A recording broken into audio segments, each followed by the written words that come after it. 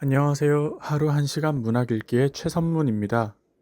오늘 함께 읽어볼 책은 한강 작가님의 소년이 온다입니다. 이 책은 제가 2015년쯤 학생 때 읽었던 기억이 있는데요. 읽은 지가 오래되어 내용은 정확히 기억나지 않고 인상으로만 남아있는 책입니다. 한강 작가님의 노벨 문학상 수상을 계기로 다시 읽어보기 위해 책을 꺼내 들었습니다. 소년이 온다는 장편 소설인데요.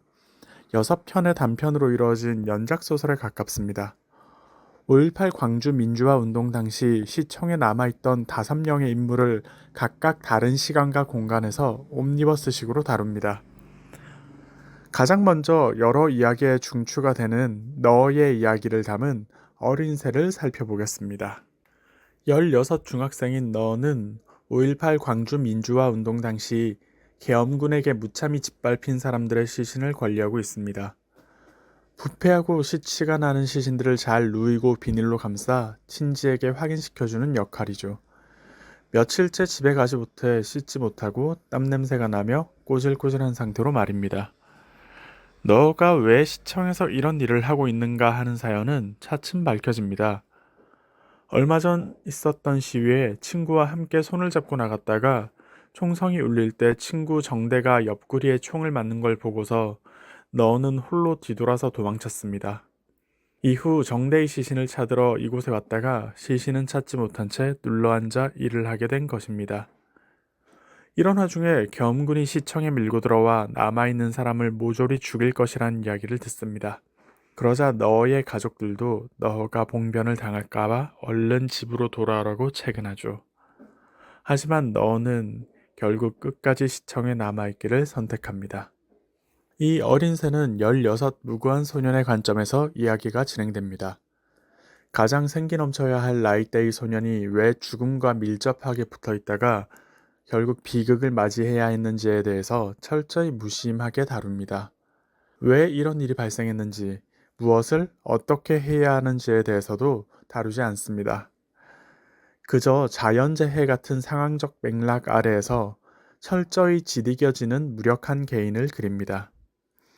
또한 이야기의 시점이 상당히 특이합니다. 2인칭 비칭인 너라는 주어로 쓰여 있는데요. 너라는 시점은 어떠한 나가 상대를 바라보는 시점이죠. 이야기 속 화자의 시선이 작가의 전지적인 시점이 아니라 소설 내부 어떤 인물 혹은 인물들의 시점으로 이야기를 풀어간다는 점을 유추할 수 있습니다. 마지막으로 어린 새에서 인상적이었던 문장들을 살피겠습니다. 18페이지. 흐느낌 사이로 돌림노래처럼 애국가가 불려지는 동안 악절과 악절들이 부딪히며 생기는 미묘한 불협화음들에 너는 숨죽여 귀를 기울였다. 그렇게 하면 나라란 게 무엇인지 이해해낼 수 있을 것처럼. 이는 15의 너가 합동분향소에서 치러지는 장례식을 바라볼 때의 불가해함을 그리고 있습니다. 동시에 이 단편 내에서 가장 가치 판단이 직접적으로 이루어지는 부분이었습니다. 21페이지. 더 깨끗한 공기를 마시고 싶어 뒤뜰을 향해 걸어가다가 너무 멀어져선 안 된다는 생각에 건물 모퉁이에서 멈춘다. 이 모든 죽음이 모두와 이어진 연대적인 감각임을 드러내주는 부분이라 계속 곱씹게 되었습니다. 23페이지. 산소 마스크를 쓴 채 눈을 감고 있던 외할머니의 얼굴에서 새 같은 무언가가 문득 빠져나갔다. 순식간에 주검이 된 주름진 얼굴을 바라보며 그 어린 새 같은 것이 어디로 가버렸는지 몰라 너는 멍하게 서 있었다.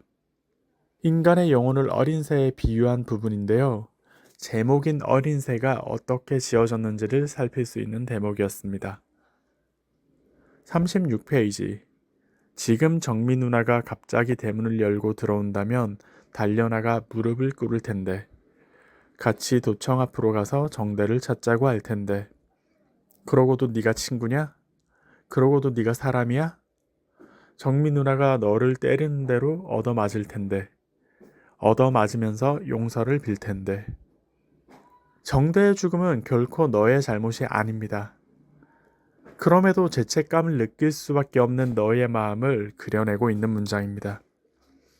다시 말해 당시 모든 광주 시민이 공유했던 고통과 죄책감을 그리고 있습니다. 45페이지. 손녀 따님인가요? 묻지 않고 참을성 있게 그의 말을 기다린다. 용서하지 않을 거다. 이승에서 가장 끔찍한 것을 본 사람처럼 꿈쩍거리는 노인의 두 눈을 너는 마주본다. 아무것도 용서하지 않을 거다. 나 자신까지도. 우리 모두의 가슴에 사무치고 오늘날에도 이 이야기를 읽어야만 하는 근원적인 이유를 읊고 있습니다. 이렇게 어린 새를 정리하겠습니다. 두 번째 단편 검은 숨은 앞서 옆구리에 총을 맞아 죽은 너의 친구 정대가 영혼이 되어 보고 듣고 겪는 고통을 그립니다. 다시 말해 국가라는 폭력이 이들을 얼마나 잔혹하게 다루는지를 직접 풀어냅니다. 단편 어린 새에서 인간의 영혼을 어린 새에 비유했는데요. 이 어린 새여야 할 영혼들이 어떻게 다뤄지는지를 봅시다. 군인들은 자신들이 학살한 시민들의 시신을 곡물 포대처럼 마구 쌓아둡니다. 그리고 이렇게 포대처럼 쌓인 시신을 묘사하는 부분이 충격적입니다. 이 시신들을 탑처럼 비유하며 수십 개의 다리를 지닌 거대한 짐승의 사체 같다고 하죠. 즉, 국가가 바라본 무고한 시민들의 죽음이란 거대한 짐승을 죽이는 것과 다르지 않다고 볼 수도 있겠습니다. 그리고 이 짐승의 숨을 검은 숨이라고 비유하며 이 사체에서 떠나지 못하는 영혼들을 비유하는 것이죠. 하지만 국가는 이것으로도 부족했나 봅니다. 이들의 시신의 얼굴에 흰색 페인트를 발라 표정을 가리고 얼굴을 지우고서도 시신의 수를 감당할 수 없게 되자 기어코 석유를 뿌려 불까지 지릅니다.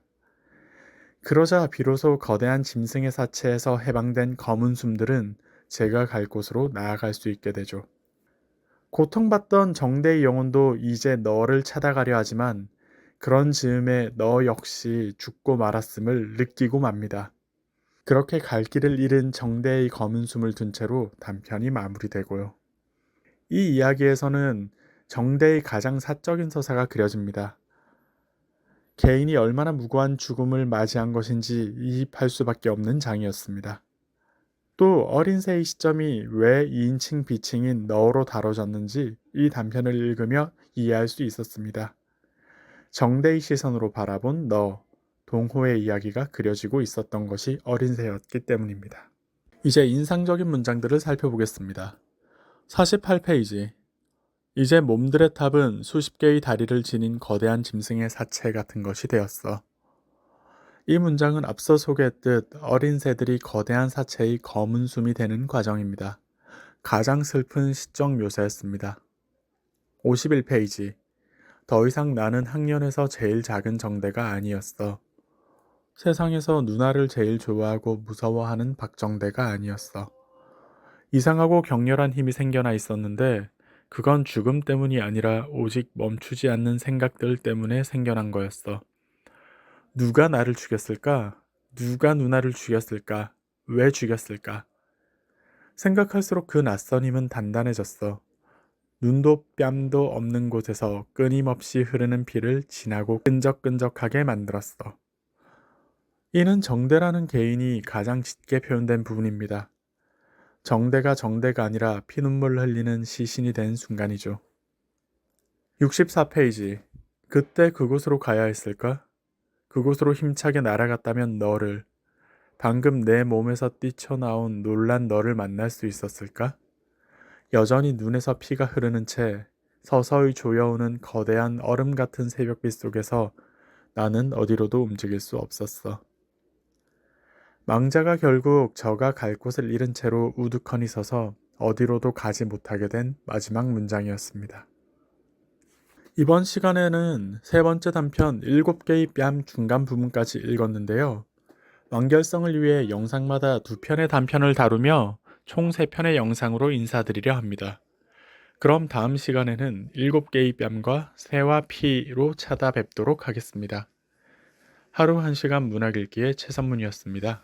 감사합니다.